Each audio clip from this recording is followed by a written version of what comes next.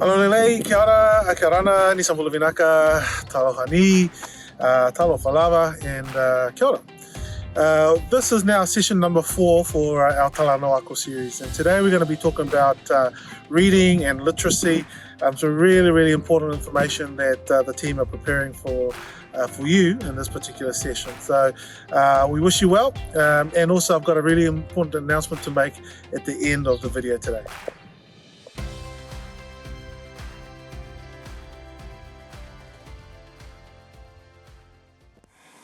Warm Pacific greetings to all our Talanoa Ako families. This session relates to literacy in early childhood education. I would like to firstly tell you that you play such a powerful role in the lives of your child's education. Please don't underestimate this. Today what I would like to do is I'd like to focus on some pre-literacy skills. Children need a foundation of language and literacy experiences before starting school in order to make a smooth transition to literacy in primary school. The first pre-literacy skill I'd like to focus on is creating a love for reading. You can do this so well by being a role model, so make every opportunity count. Take your child to the library and get a book that involves their immediate interest. And I know at the moment it's so challenging with lockdown, so what you could do is you could go to the online library and make use of that. Make reading fun. Use different accents, count. Perhaps you want to read an audio book with them that's got images in print, or get a sing-along book. Ask questions as you read with them and get them to predict what is going to happen to the bear on the next page. And draw their attention to certain things like the book is read from the cover to the back, the end, and you read from the top to the bottom. Make them aware of those kind of things. And when you notice that they're starting to get a little bit tired and are uninterested of reading, stop. You always want reading to be a fun and enjoyable experience. The following pre-literacy skill would be increase their vocabulary and take the pressure off. Do this in your everyday routine. You might be driving along the road or going for a walk, and just describe what you're seeing. Use those rich descriptive words. For example, when you're eating your food, you could also talk about food and the textures and the smells and where it comes from, how it's made. When they get dressed in the morning, you could talk about their clothes and how they feel, the color they are, where they come from, how they're made, what they're made out of, and use prepositions throughout the day.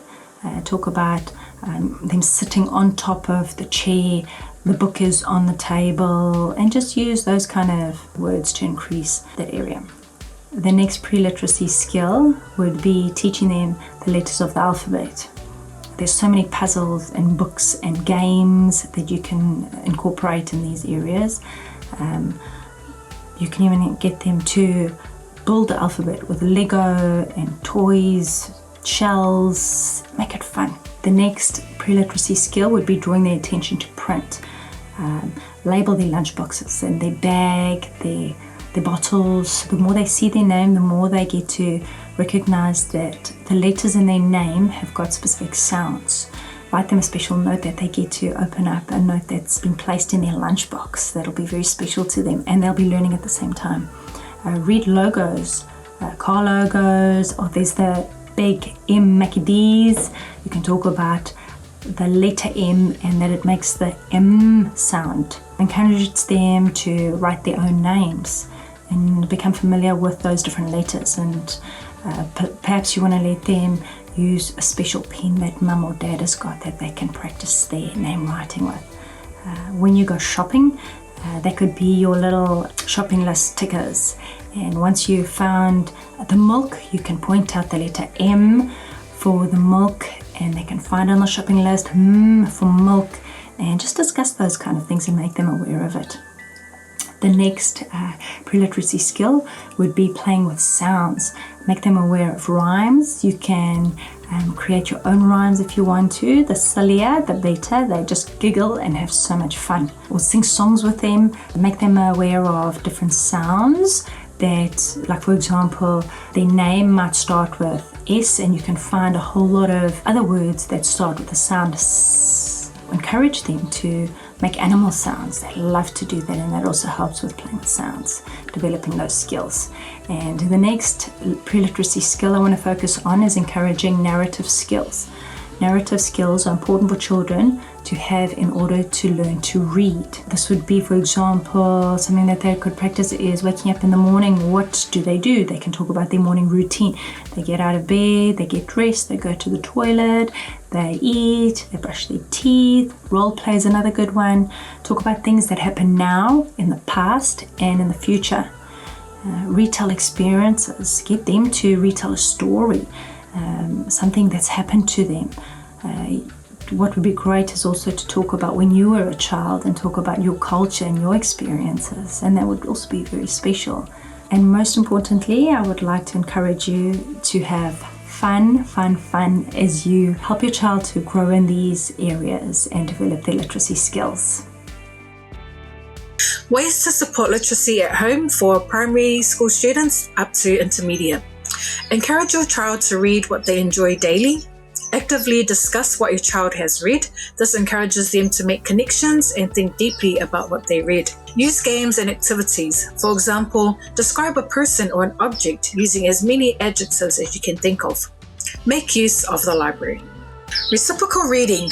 To make predictions, use different strategies to clarify meaning of new vocabulary, generate thin and thick questions, identify the main ideas and supporting details to write a summary. What is reciprocal reading? Reciprocal reading is where students take on the role as the teacher.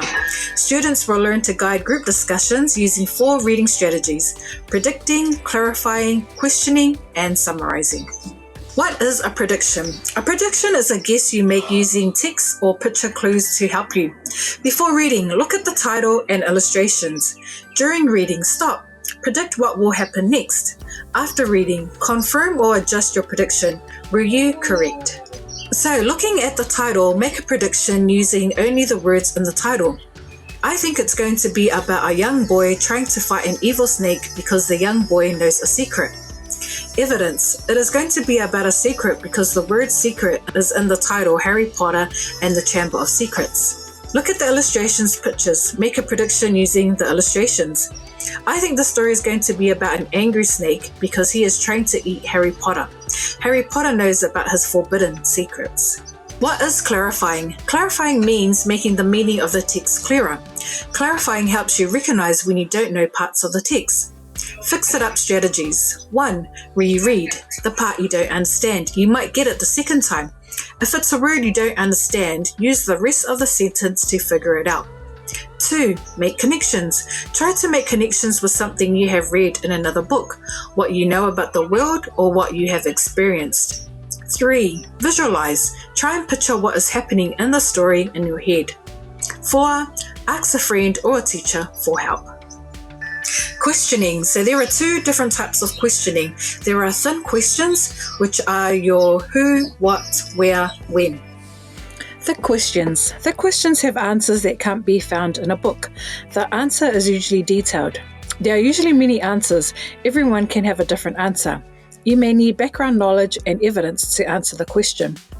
Thick questions usually start with what if, how did, why did, what would happen if, how would you feel if, why do you think? For example, how would you feel if you were lost in the forest? What if it were your brother or sister that was kidnapped? So with thick questions, it's more deeper thinking. Summarizing. Summarizing is a shortened version of a text that contains all the main ideas. Summarizing is an important skill that helps us when we are researching, gathering, and presenting information. Finding keywords and phrases is what helps us summarize a text. Key steps to summarizing. 1. Read the text. 2. Identify the main idea. 3. Identify the supporting details. 4. Eliminate unnecessary or irrelevant information. 5. Retell the story in your own words. Good evening, our Talanoa Ako families. Today I'm going to talk to you about our summer holiday reading. Our summer holiday reading is something that I know during lockdown, especially, it's prevalent, where you're trying to get the kids to read. And I know it'll be a little bit more difficult around this time since they've been at home for a while, but you can still make it interesting. Research shows that if you read over the holidays, it is like exercising your brain. It builds up knowledge and vocabulary. And when you start school the following year, it is like a continuation of learning. If you don't, however, read over the holidays, you fall a month behind, and it's what they call the summer slide. So encourage reading at home. You can timetable that in each hour, each day you'll read. That includes adults, like parents, and we model reading. So if the kids see us read, then they would definitely be inspired to read. So the use of the library. So at the moment, we know that the library's closed, but when the libraries do open during the holidays, they have special programs for reading, and you can visit your local library and they will tell you about their summer holiday program. So primary to intermediate, just in your local areas. In my area, it's in Otara. They can visit the Tupu Library or Otara Library. You can ask one of the librarians that you want 5 books for your child to read over the holidays, and they will direct you to the areas of the library where you can choose books for your child. They can read that over the holidays, and also, I guess the bonus is there's a free library card for each child, and they can get up to 5 books. In junior school, year 9 and 10, the junior reading program, in November, an email is sent out to your child's English teacher, or you can send out a note to your child's English teacher if they can give you a list of books so your child can read it during their break. The English teachers will have a whole list of books that they can read, or you can ask your child to go into the class and ask their teacher for a list of books. You can also ask your child to go to the library, and if they lend out in the holidays, then they can go and get books from there. If they don't, because a lot of the libraries, school libraries do collect their books in before Christmas, then they can go to the local library and issue out a book under their name. The most important thing is for them to keep reading during the holidays. The senior years, when they're years 11 to 13, at least they can read 2 or 3 novels in the holidays.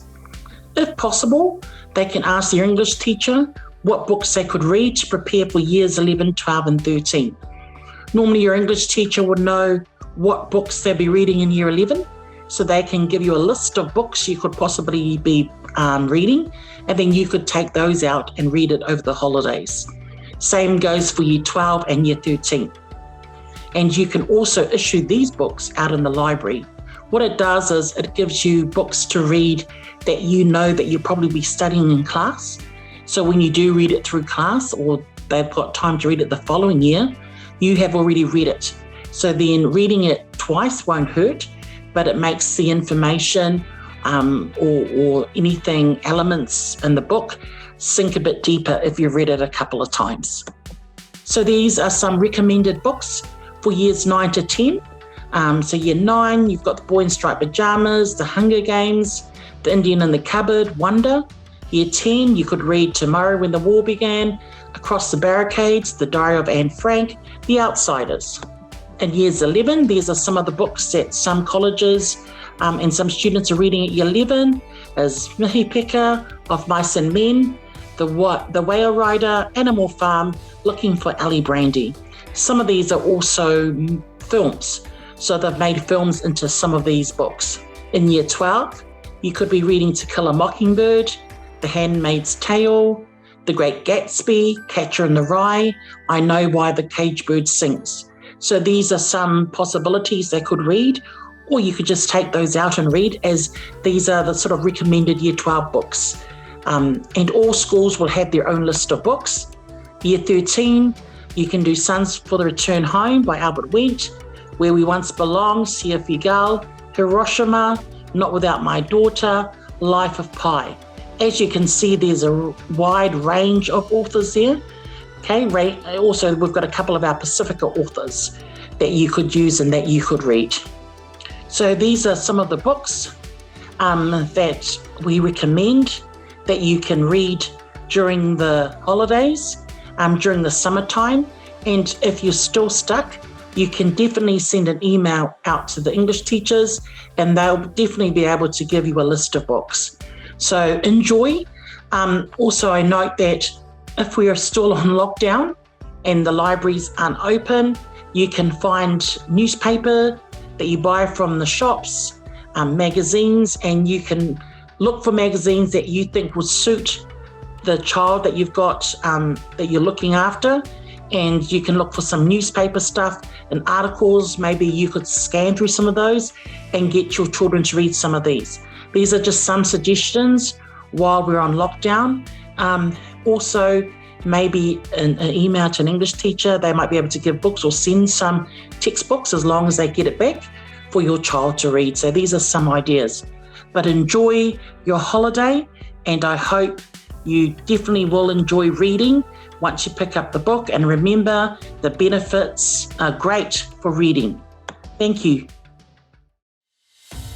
So a big thank you to Monica, to Joe, and also to Anne-Marie for their video today, to really all around literacy and making sure that we're supporting our kids in their reading and also understanding just the importance of actually reading as a habit and what it does for us, for our kids. So today's question in terms of winning the vouchers, we've got 3 $100 vouchers still available to you to win.